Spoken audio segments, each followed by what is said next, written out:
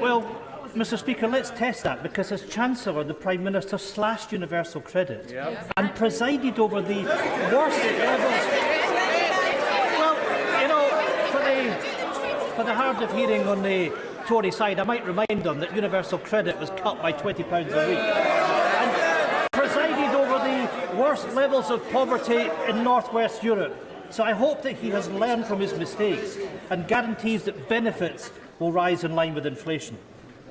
But speaking of mistakes, yesterday the Prime Minister appointed a Home Secretary who was forced to resign only last week for breaching the ministerial code, and who boasted that she dreamed of sending vulnerable asylum seekers to Rwanda. We all know why he appointed her: a sleazy backroom deal to shore up his own position. Far from being a fresh start, this is a return to the sleaze and scandal and ghosts of cabinets past. The Prime Minister promised to govern with integrity and humility.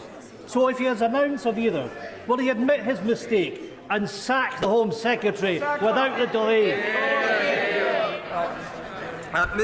Mr. Speaker, I was pleased to actually have a call last night with the First Minister of Scotland. It was important that I spoke to her on my first day in office, because I wanted to express my desire to work constructively with the Scottish Government so that we can work together to deliver for the people of Scotland, and that is what I plan to do. And indeed, I hope crime is one of the things that we can collaborate on, because he will know that violent crime is rising in Scotland and police numbers are falling, whereas here we are increasing police numbers, Mr. Speaker. But I look forward to working with the Scottish Government on our shared challenges, because I believe in a strong United Kingdom. Dr. Andrew Marissa. Mr. Speaker, what a pleasure it was to welcome the Prime Minister to my constituency in the summer. He will know one of the burning issues in my constituency is the proposed waste incinerator at Westbury.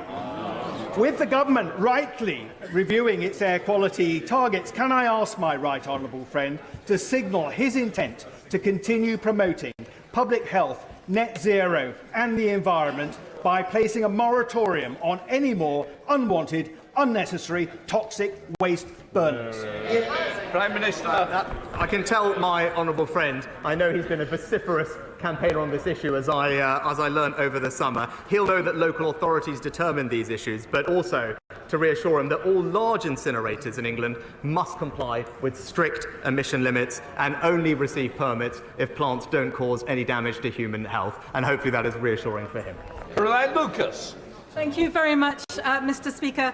The Prime Minister's reckless predecessor took a wrecking ball to nature, prompting millions of members of the RSPB, the National Trust and the Wildlife Trust to rise up in opposition. Yesterday, he promised to fix her mistakes, as well as to uphold the party's 2019 manifesto.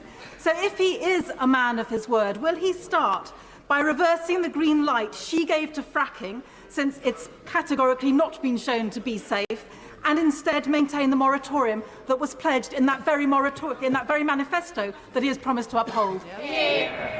Well, I've already said I stand by the manifesto on that, but what I would say is that I'm proud that this government has passed the landmark Environment Act, putting more protection for the natural environment than we've ever had, with a clear plan to deliver. And I can give the Honourable Lady my commitment that we will deliver on all those ambitions. We will deliver on what we said at COP, because we care deeply about passing our children an environment in better state than we found it ourselves. Thank you, Mr. Speaker. I too would like to welcome the Prime Minister to his place. Farmers in my constituency of Clwyd South are delighted that after 20 years they are once more able to sell Welsh lamb to the US market. Would the Prime Minister comment on the size and prospects of this market for our world-beating Welsh lamb? Mr. Speaker, I congratulate my colleague on the fantastic achievement. I can tell him that market is worth, I think, something like almost £40 million over the first few years. Enormous boost for our lamb farmers. I would just encourage the 300 million US consumers to give Yorkshire Swaledale a lamb a look in as well. But I know he and I, if we disagree on that, are united on the fact that we will unequivocally back British farming and British farmers. Janet Davey. Thank you, Mr. Speaker. Mr. Speaker, this is certainly a topsy topsy-turvy Tory government. A few days ago, I was going to put my question to the former Prime Minister. But my inbox has been full of emails from constituents of Lewisham East writing to me about their desperate situation of their wages simply not going far enough. I'm also receiving emails about rents going up, energy prices going up, mortgages going up, and of course the cost of living is already up.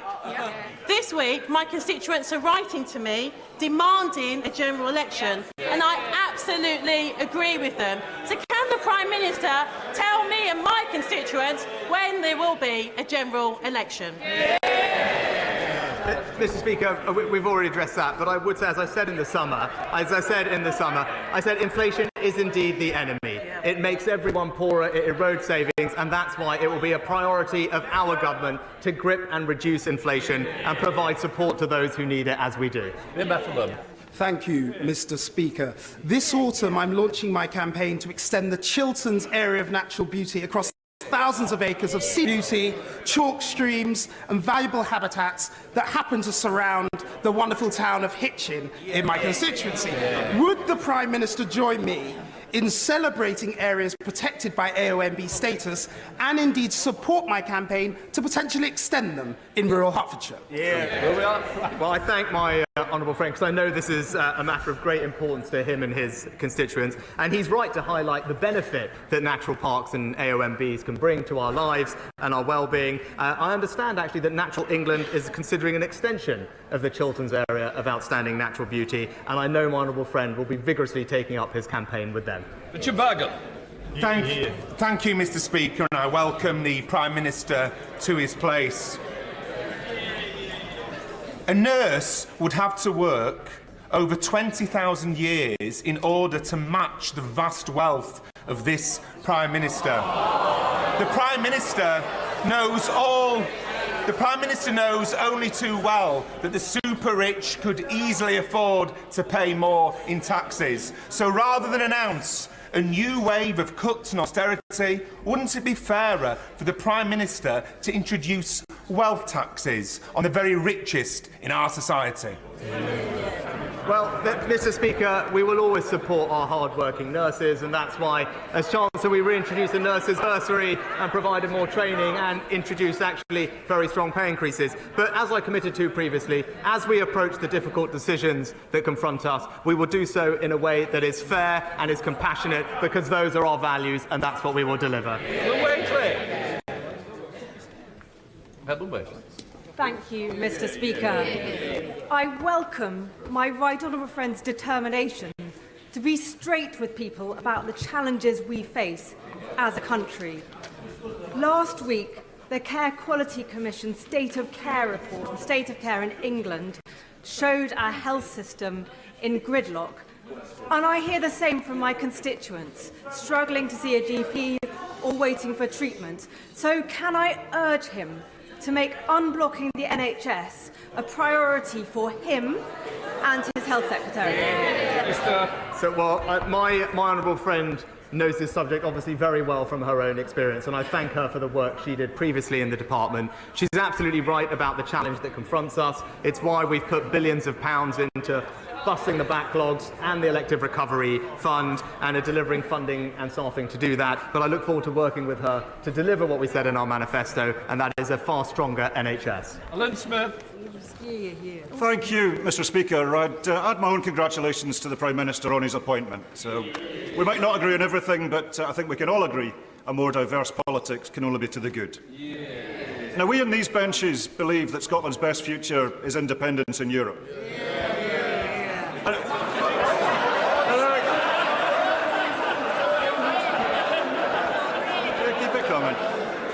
Mr. Speaker, I really would urge the members opposite to show a little more respect. Because it's not just us.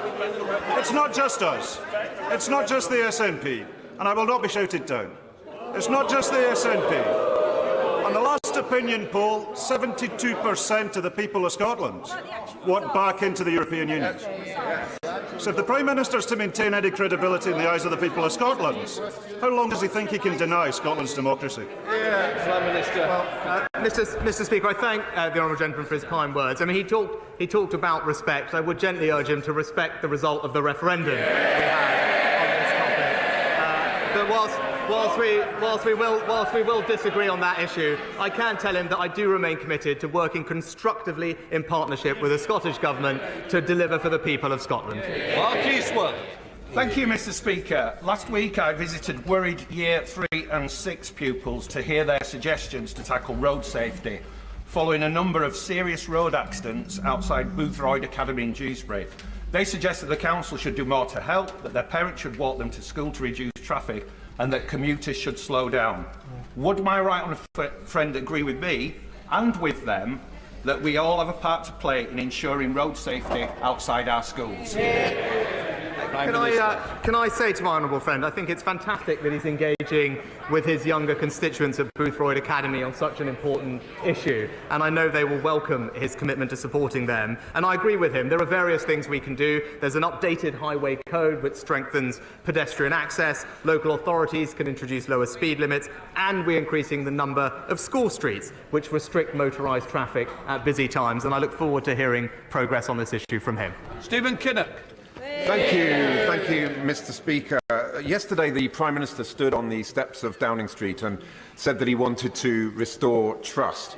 Yet in the past 24 hours, we've seen that he's prepared to shamelessly swap red boxes for political support. And there are real serious consequences to all this horse trading. So I'd like him to be clear on this point. Did he seek or receive any advice on security concerns about the Right Honourable Member for South Staffordshire before his appointment to the government yesterday, given that he was sacked in 2019 for leaking sensitive information relating to our national security? Prime Minister. Well, Mr. Speaker, he's talking about events that happened 4 years ago, and he's talking.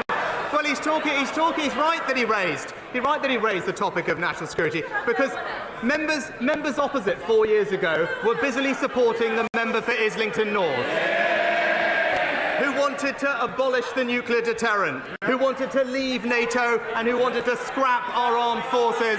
We won't take any lectures on national security, Mr. Speaker. Thank you, Mr. Speaker. I sincerely congratulate my right honourable friend and wish him every success. Over 3 years ago, my constituent Harry Dunn was killed in a tragic road accident, and I'd like to ask my right honourable friend to join me in congratulating Harry Dunn's family for the incredible campaign they've run for over 3 years, with huge support from all colleagues across the House on finally achieving justice for Harry. Well, I pay tribute to my honourable friend for her role, and indeed the former Foreign Secretary as well, and indeed colleagues from all over the House for the part they've played in bringing about this outcome. My thoughts are obviously with the family, and I join in her sentiments that this is very welcome. Daisy Cooper. Thank you, Mr. Speaker.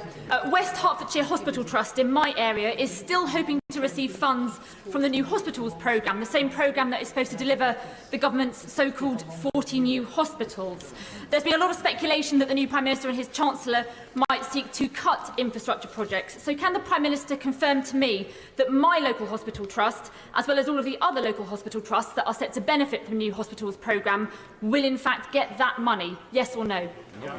Well, Mr. Speaker, the Chancellor will set out our plans in the autumn statement shortly, but this is the government that put in place plans which will remain to significantly increase capital expenditure, and even though difficult decisions do need to be made, I think the country can rest assured that we will continue to invest in our future productivity and indeed invest in our public services like the NHS. Wendy Bolton. Mr. Speaker, in my Aldridge Brown Hills constituency, we're at risk of 8,000 new homes being dumped in the constituency. Will my right honourable friend use the opportunity of this Prime Minister's question to reaffirm the government's commitment to protecting the Greenbelt and to adopting a really rigorous brownfield first policy? Well, can I say thank you to my honourable friend for her question, and I can give her that assurance. She's absolutely right. We must protect our green belt, and we are adopting a brownfield first strategy. I'm pleased we had a record number of new homes built in the last year, but it's important that we build those homes in the right places. Luke Jones. Thank you, Mr. Speaker. Speaker, whilst welcoming the new Prime Minister to his place, we remember that law-breaking was the order of the day in Downing Street during the pandemic. We will never forget that this current Prime Minister was fined by the police for attending a birthday party hosted by his next-door neighbour. As both a witness and a participant to that law-breaking, if the Privileges Committee investigation into the former Prime Minister calls him to give evidence, will he fully cooperate? Mr. Speaker, of course, and I addressed these matters earlier this year. Michael Fabricant. Mr. Speaker, you will know that I fought hard to bring back Boris. In '97, I campaigned for Kenneth Clarke and then for Michael Portillo. So I can't always get it right. But you know, I do know about the West Midlands. I know that the West Midlands Mayor very much welcomes the reappointment of the Levelling Up Secretary, and that he looks forward to working with our new Prime Minister. So may I just ask him, what is his vision for levelling up?